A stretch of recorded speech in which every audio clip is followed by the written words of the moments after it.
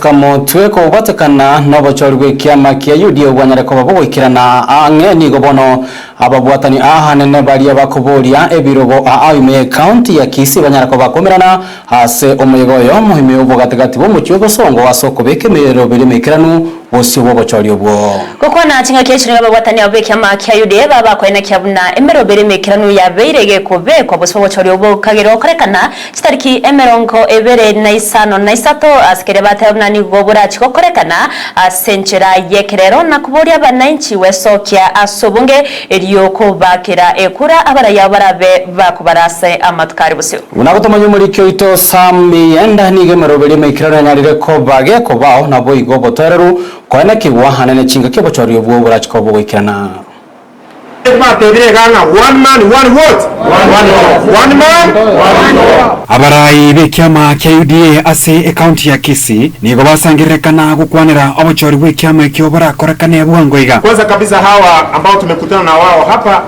tumekuwa na mkutano wa viongozi wa UDA ambao walitafuta kura 2022 na chama cha UDA, tena wanaenda kutafuta 2027. Nigo bamunengia enchira abachori barakorekane ili banyore abarai abaya. Lakini la kubwa lile ambalo limetuleta hapa la kwanza la muhimu sana ni ya kwamba tumekuja kuangalia zile taratibu ambazo zitatumika katika uchaguzi ambao utafanyika tarehe 28 Ijumaa hii. Gukwana n'abarikia mangana nigo basaba bari berigetie asekia mwekyo wasokya na gwaka chikura kamoranje bitukoria chuma wikeye mosoka subonge abantu bari mwerigete muna aba UDA bari mwarenge mwasa baraba na chama mwakere mochoro viongozi bino kumwazikere polling station polling station chikongorwa kuruchinza isato paka chinza kianda kyamara kamoranje n'ochoro kwechagore mwikirane chisenta chinyinge chibese kutapura up akene rende anchi tochore abarayao akuja korai kyamo yetu otanani safari ya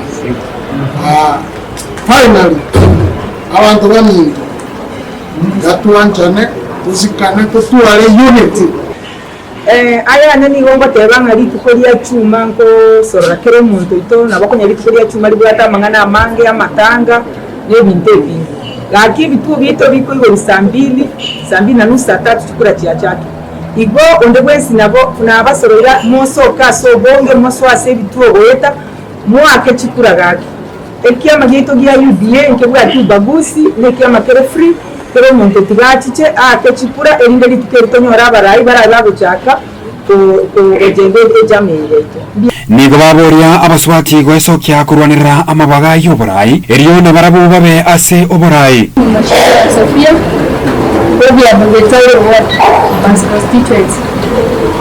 Ningependa kuwahimiza wamama wetu mjitokeze kwa wingi ukapate kupiga kura, mpiganie viti kama wamama.